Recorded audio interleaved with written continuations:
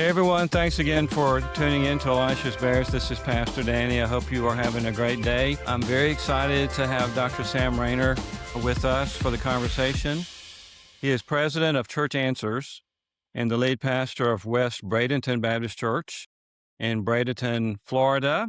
He is an author and a speaker on a variety of church health issues, and he's co-host of the podcast Rainer on Leadership. We may try to touch on that a little bit later. Sam, let me just tell you, breaking news, I am now a silver level member of Church Answers. Thank you. Yeah, So that's exciting. I know. So let's get started on a happy note about that. Just out of curiosity, for those who may not know, can you tell us what Church Answers is and how long it's been around? Well, Church Answers has been around in various forms since 1988. I think I have that date right. I was 8 years old. I was not working at Church Answers at that time. It was my father's company, and it started as Church Growth Visions. I think that's his original name. I'll have him confirm or deny whether that was the original name or not.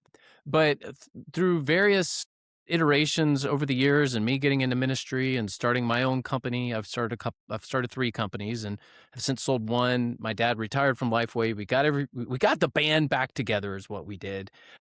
And long story short, Church Answers was created in its current form right around 2018, although I've been doing this longer than 2018. I've been creating content for churches for over 20 years now. But Church Answers, as it exists today, was kind of a post-retirement endeavor with my father. And so I took my company and kind of what he was doing as well. And we joined forces, and it's been a good ride. I've enjoyed working with my dad and the team, and it's fun to help churches of all various sorts and sizes.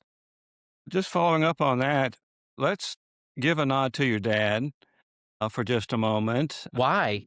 Well, okay. Well, we can always edit this part out, Sam, if you want to.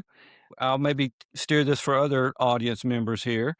But not too long ago, of course, we had Father's Day, and you just had a thoughtful, wonderful post about your dad. You said, this is not the entirety of it, of course, but you said you've always been there for the regular pastors, including me. And of course, your father had a call to ministry, and you do as well. How was your Father's Day? And can you talk a little bit about your dad's influence? Yeah, I mean, my dad is a big influence on me. He's always been the content creator, author, speaker who spoke practically to everyday pastors, and I've always appreciated that about him. And that's how he got started when he was doing ministry consultations and different things. Was just a typical church, typical pastor. Hey, let's help them out. Most pastors care deeply about their congregations. I then became a pastor. I was in the corporate world for quite some time. Moved into ministry full time, and then I became someone who sought his advice out. And thankfully, I had his cell phone, and I could text him, and he would reply. So it's been a blessing to have my dad in my world for over 20 years now when it comes to ministry, and then work with him too. So big influence on me, probably the biggest influence on me when it comes to how I operate, what I do at my church. And he's just always been one of those guys that cares deeply about all kinds of churches. Obviously, the big churches are great and they do a lot of good, care about them. But then the little churches that maybe some pastors feel like they get a little overlooked or underappreciated. So the bivocational pastors, the pastors of those churches that would be normative size and having to deal with all of the issues that arise in a church where you're the sole pastor and everything falls on your shoulders. That's a tough gig. That's a real tough gig. And he's always been there for pastors like that. And I certainly appreciate that about my dad. Well, that's one of the reasons I wanted to have you on, because I think I touched base with you right before the Southern Baptist Convention, and I know I think you attended, and I want to get your impressions about that in a moment. But you and Church Answers provided, you did a survey, and I think it was entitled Women in Ministry, What Southern Baptist, Non-Denoms, and Conservative Christians Really Believe. Can you talk about how that was done and maybe why that was done? Well, why it was done is because I wanted the answers. So one of the hottest topics in the Southern Baptist Convention right now is the role of women in ministry, and what does that mean? And there's good people on either side. There's plenty of people that have legitimate concerns about any number of things. So as a researcher, and I have my own opinions too, of course, but as a researcher, I wanted to know, what do people in the pews believe? Like, we know how the votes go. We know what a lot of the leaders think because they've made public statements. But what we didn't know was everyday Southern Baptists that are just attending a church somewhere out there in the nation, like, what do they believe? And so we did this study, and I will admit, it's hard to get this data. It's expensive to get this data. We spent thousands of dollars, obtaining this from audience panels, and had a third-party expert in audience panels help us get the data from them. And what we found was that there is a lot of different views on women in ministry among your typical Southern Baptists. It's not a quote unquote monolithic group. It is a group that has some various views, and we wanted to report that. Now, I will admit, I knew that it was going to get some attention because we published it prior to the Southern Baptist Convention. There was a vote on, constitutionalizing the function and the office of pastor and being reserved for male and all of that. So I knew that it was going to get some traction, but it did get more than what I was anticipating, which was fine. I'm glad for people to read our research and to consume it, engage it, disagree with it if you like, do your own study, and follow up and see if our results if they match other results. It really the results didn't surprise me as a researcher because I had seen other research, some other studies that we had done and other studies that others had done, that these results were roughly in line with what we had seen before when it comes to the views of women in ministry and whether women can be pastors or whether they can preach or not. So didn't surprise me, but it did seem to surprise some others. That's what I'm saying. I think, and I'll be kind of quoting different statements in the report, but I think you started off by saying the debate over women in ministry is often shaped by top leaders in denominations. But what does the typical person in the pew actually believe, which I would find very interesting? You mentioned you weren't surprised by some of the findings, and I want to unpack the specifics, but was there this disconnect between the pulpit and the pew? I don't know that there's a disconnect between the pulpit and the pew. I think there's a disconnect between denominational leaders in the pew. So, like my church, we are a complementarian church at West Bradenton. We would be right-leaning by just about any standard. We are a conservative, Bible-believing church.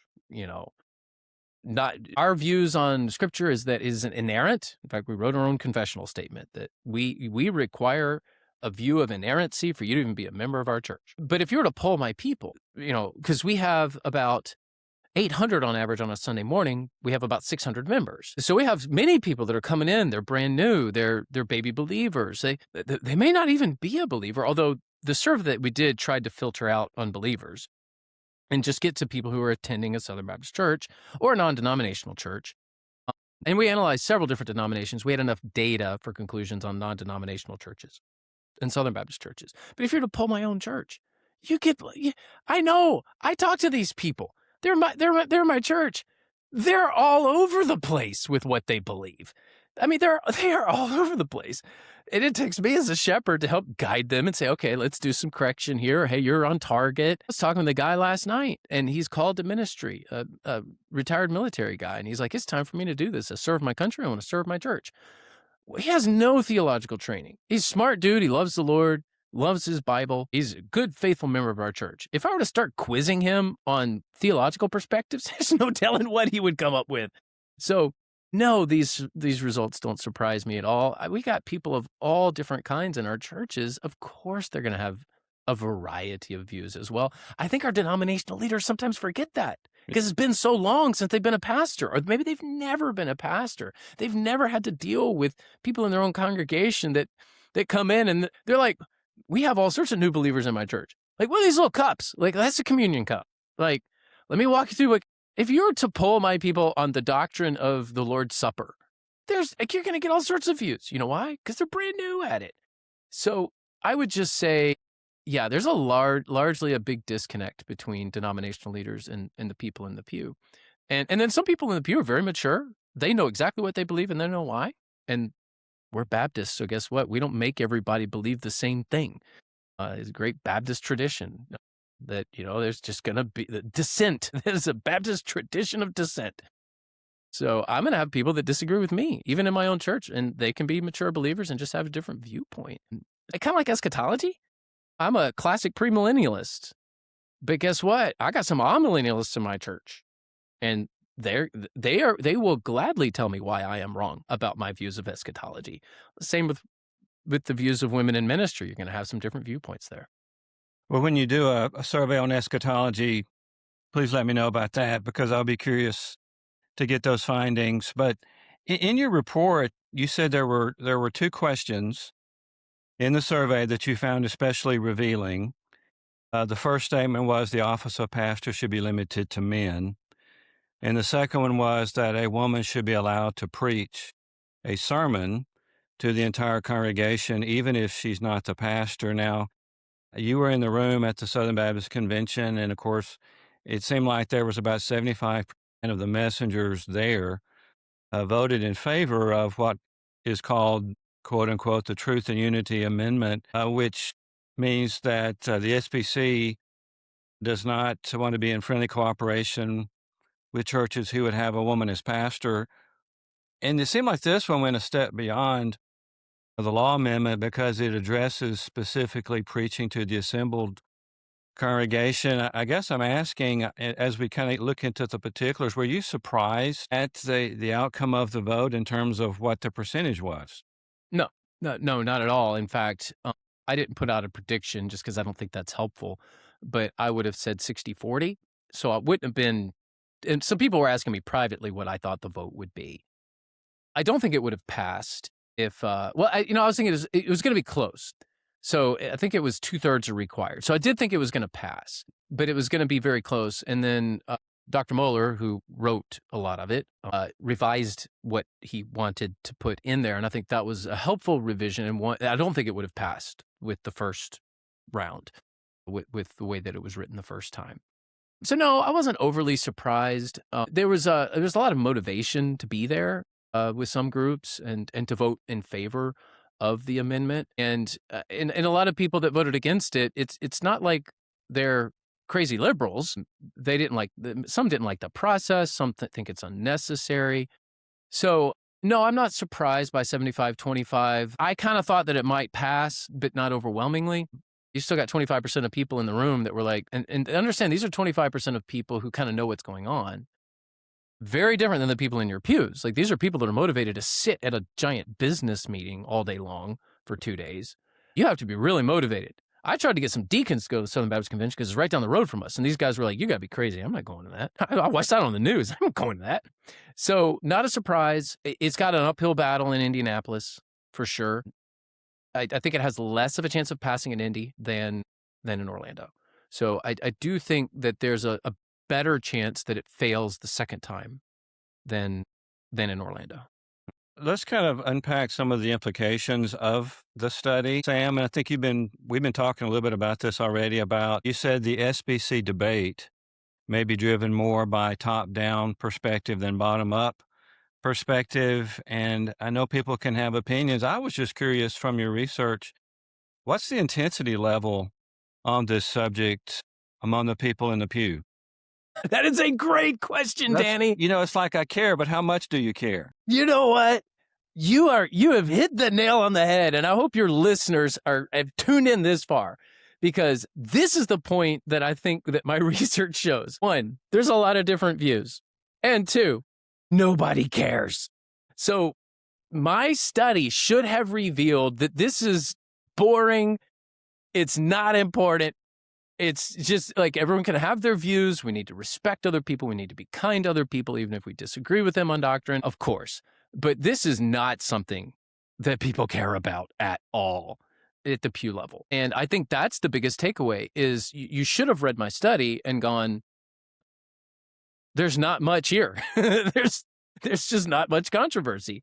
I think that we make it more so at the top level. And I think that is the disconnect. Danny, I got church members coming out of Catholicism coming up to me, calling me Father Sam. Like, if you were to ask them, like, well, can a priest be female? They would say, well, no. Well, can a pastor be female? They would be like, well, I don't know. I don't think so. That's the kind of reaction that you're going to get from people in the pews, particularly if you are a church that's doing evangelism, got a bunch of kids, you're growing, people are developing as disciples. They don't have fully formed views on this. Now, you might say, well, that's the pastor's job to get them to that point. Sure. Yes, I agree. And we do have some specific views at my church. It's just not a controversial subject at all. And I think that's what the study shows more than anything else. We have made it controversial for whatever reason. And I don't know people's motives. I can't speak to that. But to the typical person in the pew, the typical Southern Baptist, I don't think they care. Do you think people know what we're talking about in terms of, because the other implication you said, well, churches need to define their terms before debating, and they use the term pastor, they talk about elder and presbyter. Do you think most people know the distinctions, or is there a distinction without a difference with these titles? Well, when it comes to episkopos, presbyteros, and poimen in the Greek, and three terms referring to the same office in the case of Baptist belief, or in other traditions, different offices, no. I mean, your typical church person couldn't wade into that debate. Maybe some could who've really studied it or find it fascinating. But that is something for the ivory towers. That is something for people at high levels. And hear me out. Please, let's do good academic research. Let's have institutions and seminaries that really dive deep and understand these things. But it is not something that a person in the pew could somehow differentiate. You start parsing the nuance of the function of a pastor with your people, and this whole idea of who can preach and who can't preach, they just don't. The typical Southern Baptist just doesn't think that way. There may be some that would say, well, I don't know that women can preach, but then you dive into well, can she teach a co-ed classroom? Most would probably say, well, yeah. Is she allowed to preach if she's not a pastor? That was one of the questions in the study. Well, the overwhelming majority said, well, okay. But again, you're talking about a survey with people who are, for the most part, not theologically trained. They're not thinking about these things on a daily basis. They're answering a survey and going, okay, I think this is the best answer. And I think my data shows just that. There just isn't a whole lot here with people feeling strongly about this issue. You mentioned feeling strongly about it. I think, and again, I don't know if it was last year or the year before, Sam, but First Baptist Church, Alexandria, the convention with the conversation about they had a children's pastor, and the convention voted to remove them from fellowship. And it seemed like your research was saying that most of the respondents were supportive of a woman holding the title of children's pastor. Would you say that's universally true with other ministry titles? I would. Yeah. There is a distinction in the congregant, the typical Southern Baptist. If we're going to talk something, we could talk non-denom too, but I know that your audience is more Southern Baptist. We study non-denominational groups as well. But in terms of Southern Baptist world, I know in my own church, we have a children's minister, Brandy, and obviously she's a complementarian, and she has no desire for my role or to usurp any sort of authority or anything like that. And is she concerned about how she might be perceived? Of course she is. But do people in my church still call her the children's pastor? Yeah. Can we do anything about that? Not really. I mean, that's just what people call her. Oh yeah, she leads all the families and the children, and yeah, she's our children's pastor. And they're not even, for them, they're not thinking of the problems that may produce theologically. She's just somebody there who's functioning in a role of a shepherd in their life, and they go to her for issues with their kids. So, yeah, you start getting into youth pastor, children's pastor, whether a woman can lead worship in a pastoral role, and what does that function look like? Man, you are starting to get into some very confusing areas that I don't think are helpful personally. I'm trying to be a researcher on your show and just kind of speak as what the data speaks, but I'll just speak a little bit personally here. If we're going to start really diving into what is the function of a pastor, well, that includes hospitality. If you look at the list of what a pastor does, one of the key things is having people in your home, showing hospitality. If that's a function of the pastor and only men, qualified men, can do that, Does that mean that all of the hospitality ministry now has to be run by the pastors? You start getting into some really confusing areas when you take this to its logical extreme.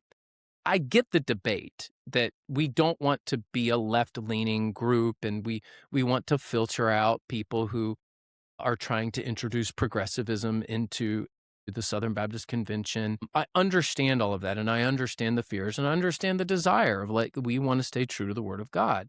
But when you're talking about just how this works out practically in the local church, your people have no concept of the nuances of what the function is versus the office and whether they're separate or combined.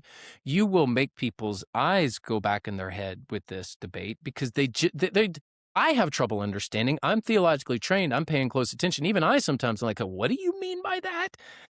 Much less your people. So yeah, I think that's part of what the survey shows. It's not like the data is this ironclad thing that proves a point. I think my data shows that people just have a lot of different views on this because it's not as an important issue to them. One of the functions that I want to talk about was the function of preaching. And your findings suggest that, and of course, keeping in mind that the convention voted 75% in favor of this amendment, but you seem to indicate that 81% were supportive of women preaching to the assembled congregation. And if I recall, you said more than half strongly support that. Do you find people in Southern Baptist churches maybe parsing the difference between the title and the function? What do you make of that? Yeah. Oh, yeah. I think the question was, a woman should be allowed to preach a sermon to the entire congregation, even if she is not serving as a pastor. So the question assumes, somebody say it's a bad question, and I'm willing to hear that critique, but the question assumes that you can separate office and function, right? So there is an implied assumption into that question. I did that intentionally because I wanted to see how people would answer. And yeah, of the Southern Baptist Convention, 4 out of 5 are like, yeah, if she's not a pastor, of course she should be allowed to preach. Now, you have to understand, we are analyzing segmented data of a larger group. I think it was 1,786 people. Southern Baptists accounted for 200 and get my numbers right, 215. So this is segmented data. I want to be very clear about that. And all of this is in the study. I put it right up front. So I do think that there's some variance here. And is it exactly 81%? No, it's not. But is there some social desirability bias built into these questions? Sure, that's any survey. So maybe it's less, maybe it's more, we don't know. But what the data shows is that there is a majority. I would say that. There's a strong majority that's like, yeah, women preachers, not a problem. Particularly if she's not a pastor, not a problem. But let's think about the way people grew up, Danny. I mean, how many people grew up? I love Beth Moore. I understand she's a bit controversial, but my goodness, you're talking about a group of people that grew up on Beth Moore preaching. And you ask them, should a woman preach? Well, they've been listening to women preaching for I don't know how long, right? And maybe Beth would probably make the argument the audience was primarily women, if not only women, and fair enough. But the perspective of the people is they've been listening to women preachers. So, of course, they're going to say, well, if she's not a pastor, can she preach? Yeah, of course. The survey is an experiential. It's more experiential than it is theological. Just what have they been experiencing their whole lives? Well, that's what they've been experiencing. They're not digging in. It's not like they took the survey, they opened their Bibles, and they're like, let's get into the Greek here and figure out what exactly the argument is from Scripture. Now, maybe they should. Maybe people should do that. But that's not what this survey shows. The survey shows well, they've been listening to women preaching for forever. So, of course, they think women can preach. The last implication you had kind of relates to what you just said, which is congregants or people in the pew may be more permissive in practice than their church's doctrinal statement. And I'm guessing, I'm inferring from that people in the pew, as a rule, they don't want to be doctrinal police, right? And do you think that maybe people in the pew have a greater understanding of what it means to be confessional rather than creedal? No. If you were to ask your typical Southern Baptist the difference between confessional and creedal, they're not going to have a clue. That'd be a great study. But I guarantee you're going to find the vast majority of people not even understanding what that means. You're going to find most staff people on Southern Baptist churches I'm thinking about my own staff. I got probably one or two people on my staff that could properly answer that question as to the difference between confessional and creedal. It's just not even in the vocab, much less truly understanding. Now, if you were to ask my people, the Bible drives everything, not some statement on a piece of paper, they would go, okay, yeah, absolutely. We're people we don't let some statement drive us. But they couldn't give you the history behind all of it. Danny, only 30% of my church has a Baptist background, and only half of them, 15%, are Southern Baptist in terms of where they're coming from. So I think a lot of our leaders assume that like people are coming into our churches and they just have this very in-depth knowledge of who we are and what our identity is and the history of who we are. And they don't. They just don't. So no, I don't think that most people would understand the difference between confessional and creed. Did you find, in terms of being supportive among Southern Baptists, of course, you mentioned a lot of folks coming into Southern Baptist churches, and I guess this would be true of Baptists in general, may not have a Baptist background. When they come in, it's the community that they are attracted to. In your study, did you find women more supportive of women pastors and women in ministry than men, or was it a negligible difference?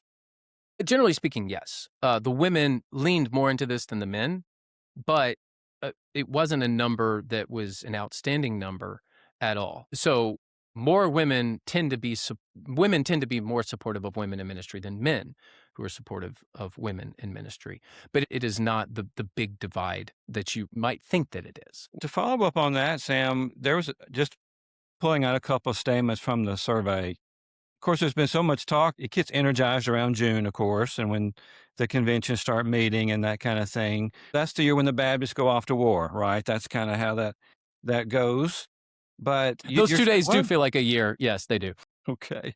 Well, you said even in the denomination where the issue has received the most attention, 45% of Southern Baptist Convention respondents do not affirm the male-only pastor position. Of course, you're trying to keep in mind your how many we're talking about who were surveyed, but did you find this surprising, and what do you make of it? No, I don't find it surprising. It's very much in line with data from conservative evangelicals. This study actually corroborated previous studies that had been done. Off the top of my head, I can't remember them, but they are out there. You can look them up. Ryan Burge has done some of this research as well, if you're interested. Graphsaboutreligion.com is where he is. So the 55-45 split on the office of pastor being limited to men, 55 agreeing that it needs to be limited to men, 45% disagreeing. No, it's in line with other studies that have studied conservative evangelicals. What makes our study different, and one of the things that I'm proud about, is the fact that we were able to segment Southern Baptists out of that conservative evangelical group. Because the only people who took the survey were those who were Bible-believing Christians. This survey is a study not of just anybody. It is a study of people who believe and can affirm the truthfulness of the Bible.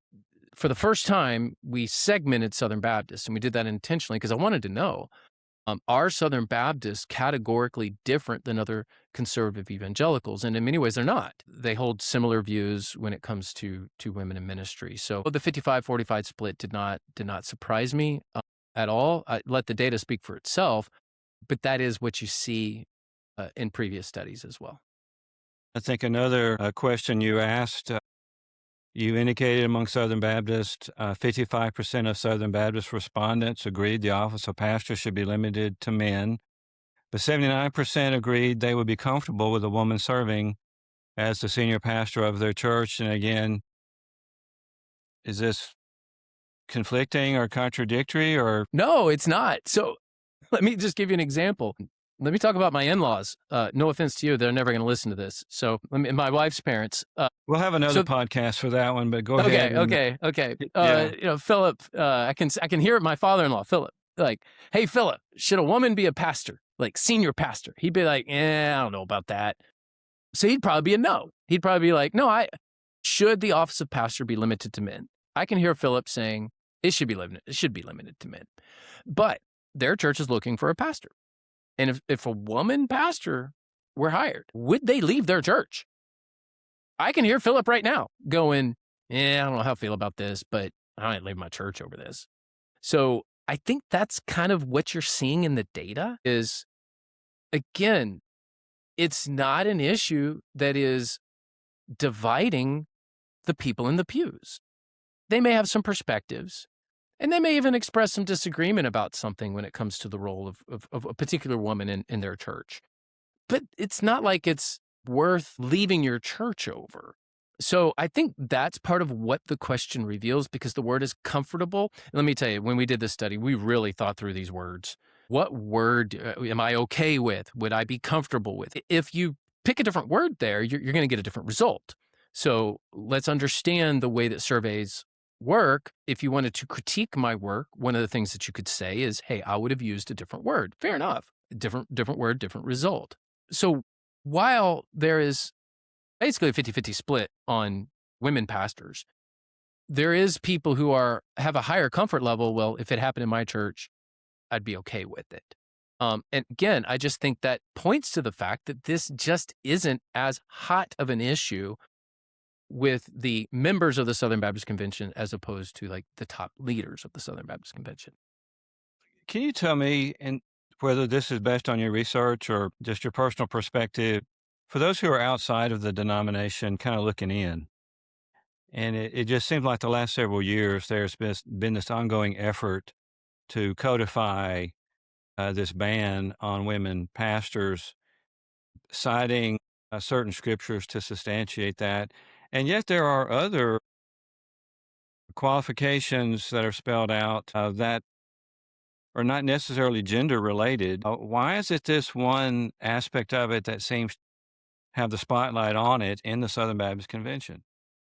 Well, Danny, thank you for the question. I'm going to speculate here. So just for the listeners, this is Sam speculating. This is not me speaking from the data. The struggles in the SBC since the 1970s and into the 1980s have been just as much about power as it is conviction. Now, who is convicted in this way and who's just after power? I mean, I don't know. Again, that's motive. Like, it's hard for me to know. But I do think that one of the big takeaways here and what the outside world sees in all of this is a giant power struggle more than it is like theological conviction. Because we're just now getting around to this. There have been women pastors in the Southern Baptist Convention for 40 years, and we're just now getting around to kicking them out. So I think that the outside world looks at it and goes, one, they don't understand it. Why are you guys fighting over this? It's not very good press at all. But for those who feel strongly about it, they could say, well, we don't care what the press says. Those who are convicted, they are genuinely wanting to do what the Bible says. I respect that. I understand it. And maybe it is. We don't care what the outside world thinks, and we're going to do what we think is right. Fair enough. Okay. I also think, and this is me speculating, that there's a lot of people that want power in the SBC, and that's why you're seeing this debate. Because the reason I say that is if we really care about the Baptist Faith Message 2000, why are we not having a massive debate over open communion? Because there are far more churches that are practicing open communion, mine included. We've been open communion since our founding, regardless of what the Baptist Faith and Message says. If we're truly convicted about our doctrinal statement and enforcing this doctrinal statement on the churches, which, by the way, we've never done that before. It has always been our doctrinal statements are for our institutions, not for our churches. We're not going to push this upon our churches. So we're there now. We're now going to enforce this upon our churches. Okay, fair enough. Why are we not kicking out half of the churches in the Southern Baptist Convention because they're open communion? Why is it the woman pastor issue, of which it is a very, very, very small minority? And while some may be truly convicted about it, fair enough, I also believe that this is a big power struggle more than anything else. I'm not comfortable naming names because I don't know. But if it really is about the BFM, if it really is about the Baptist Faith and Message, then we should be having a very forceful debate about open communion. Because in my view, the Lord's Supper or communion is a much higher tier doctrine. You're talking about an ordinance of the church than the roles of men and women. So Yeah, why? That was your question. I do believe there are some who are this is a genuine theological conviction for them.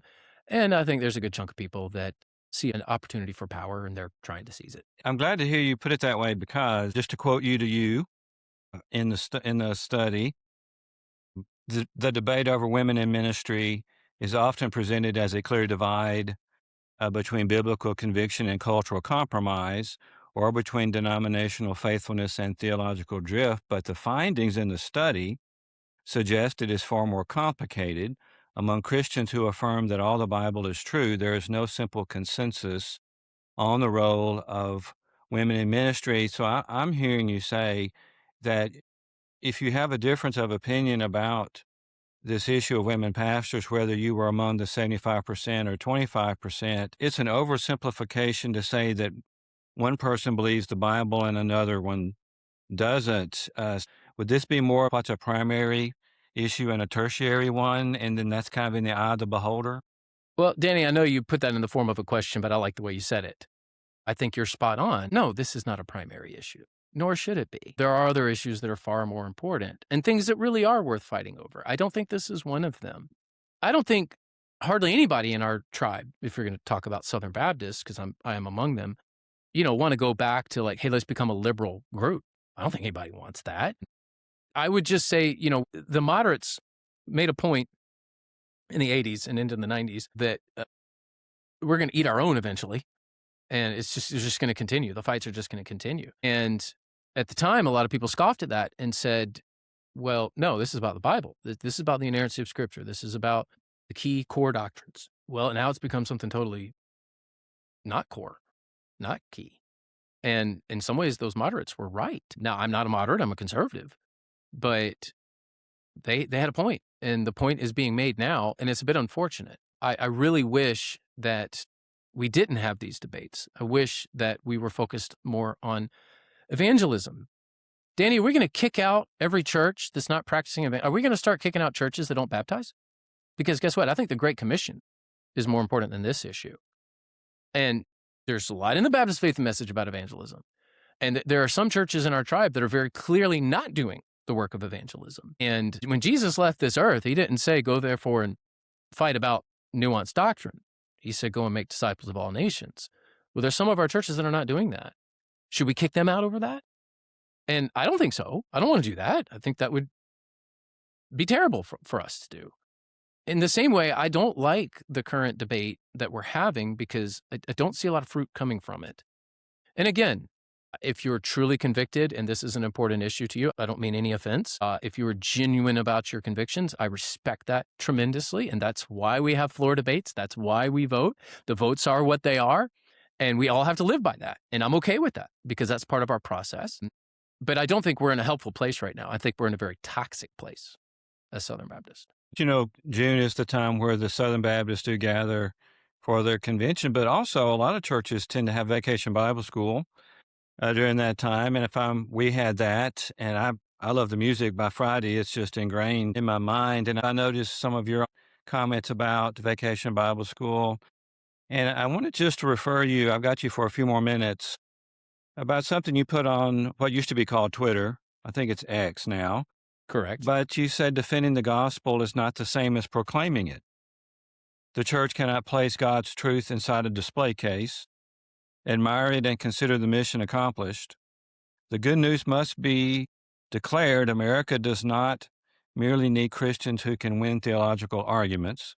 Our nation needs Christians who will tell people about Jesus. I resonate with that. And I guess I'm saying, as far as energy level among Southern Baptists who are passionate about doctrinal purity and parameters, I'm hearing you say it would be equally, if not more important, to have that same kind of energy in telling people about Jesus too. All of church health, and thus all of denominational health, or convention health. I know we're not technically a denomination. All of convention health, all of church health is downstream from evangelism. Every bit. Now, is discipleship less important than evangelism? No, I'm not saying that. But you can't make a disciple until the proclamation is done.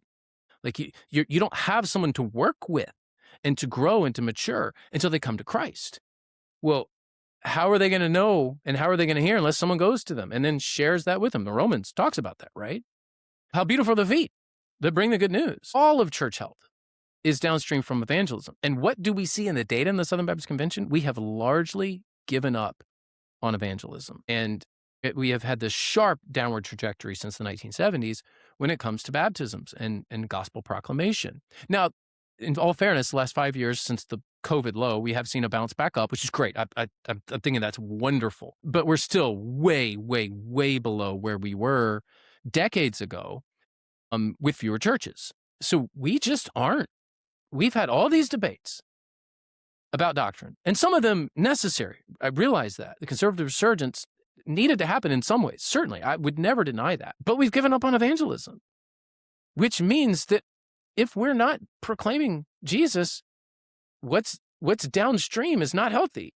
And so I think part of the reason that we're having the problems that we're having and that we have the toxicity that we do is because we're not doing what is required of us, which is to share Jesus with the world that needs to hear about him.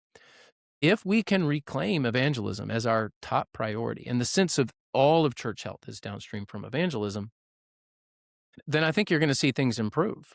I think that's the answer, is not winning debate. I have zero desire to get into a room with somebody and win a debate, or to get online on Twitter and win a debate.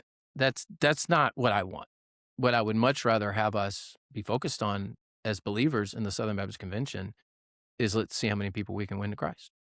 You mentioned this a moment ago. I've got maybe one or two questions for you left. I think you hinted at this before, and I know the denomination has been attempting to codify this amendment is more restrictive this time compared to the law amendment. I'm not sure where you keep your crystal ball, and when you dust it off and kind of gaze into the future, it's a long time between now and next year. And even if you're not in the SBC, people who used to be or are now on the outside looking in, it's still irrelevant what the denomination does. Do you think there would be enough energy and enough sustained interest in this to codify this amendment? And if it does get codified, what's the application as far as you mentioned these churches who are just trying to tell people about Jesus in their affiliation with the convention? I mean, we are getting to the point of how many angels can dance on the head of a pin. I feel like sometimes with these debates, if you want a good medieval analogy there. What happens in a year? I don't know. My speculation is that the vote's less solid in Indianapolis, that it's going to be less than 75%. How much? I don't know. I mean, I'm not into the prediction markets, Danny. So if anybody wants to gamble on this, I'm not I'm not going to make too much of a prediction here. But I'll just say this. I think it'll be somewhere between 60 and 75 in the affirmative. Will it be enough to get us over the edge and to approve it, like officially approve it? I don't know. But here's the thing. What does this mean? Let's say we do pass it. What does it mean? Well, are we going to now put a ton of effort into hunting down every person that is functioning as a pastor in the Southern Baptist Convention when they shouldn't? Whether they're a woman or even a male, they're just not qualified. And I don't see that happening. So I do think that this is a lot of energy spent for not a lot of payoff in terms of gospel fruit. So even if it passes and even if people are satisfied with that, okay, now what next? Well, if the what next is not evangelism, the what next will be another debate about something else. And it's not going to be helpful to us. So I think that the Southern Baptist Convention is like this giant deflating balloon. And I've written on this, and I've got other studies on this, but just to kind of summarize things, we're not going away anytime soon. We're too big. But it is this giant deflating balloon, and it's just slowly losing air year after year, year after year. And unfortunately, it doesn't look like that's going to, the stats don't point in the right direction. The tone does not point in the right direction. I think if you're asking for a prediction for the next 5 or 10 years, I think we just continue to slowly deflate. The Southern Baptist Convention is largely an older denomination as well. It's in the top third of the oldest denominations. So in about 10 years to 15 years, baby boomers are no longer going to be able to be in church. They may still be alive, but they may not be able to go to church as much. It's in about 10 or 15 years that you're going to see the denomination lose about 30%, 40%, 50% of its attendance. And it's at that point in 10 or 15 years that you really see the demographic cliff take place. So unless we turn things around and win the next generation and keep our own children, we're not even keeping our own children right now. We have fewer young adults in our tribe on a ratio basis than just about any other tribe out there. So yeah, you see this slowly deflating balloon over the next 10 years, and then the actuarial cliff is what I'll call it. And baby boomers are not only going to be able to attend because the SBC is largely a baby boomer group. Then you're really going to see problems arise. So we have time to fix this issue. Yes, we have 10 or 15 years before real big issues come our way, where we're closing down seminaries and things like that because we don't have the money anymore. But I don't see anybody with the appetite to do anything about this. Let's get you out of here on this one. For people who want to know more about you or about Church Answers, where do they need to go? And you mentioned Ryan Burge a moment ago. I thought I saw that maybe the two of you were collaborating on a project. Could you speak to that before you leave us? Yes, I'd love to. So Ryan Burge is a friend, and he brings a different perspective than I do, even though we're friendly. We have, guess what, Danny? Even though we have different perspectives, we're still friends. I love getting on a radio show with him or doing something with him because he does bring in a different perspective. You can find me at churchanswers.com. Just go to churchanswers.com. You see everything there. You can find Ryan Burge at graphicsaboutreligion.com. And specifically, what we collaborated on was a certification in church trends. So if you're listening to this going, man, data? Oh, this sounds great. Then go check out the certification in church trends. It's under our resource tab where certifications are, and you can find it there. Good deal. Well, any final word before I let you go? Share Jesus more than you debate about theology. I think if I'm going to sum up this episode, that's the way that I would sum it up. Theology is important. Sometimes you need to have a good old-fashioned debate. But you should be sharing your faith far more. You should be sharing your faith with lost people far more than you're debating with other believers. That's a good place to put a bow on this. Sam, thanks for being with us today. I want to thank our viewers and listeners for taking part of this conversation. We have been with Dr. Sam Rainer, who is president and senior consultant of Church Answers. Again, thank you all for being part of this conversation. And until next time, keep on keeping on.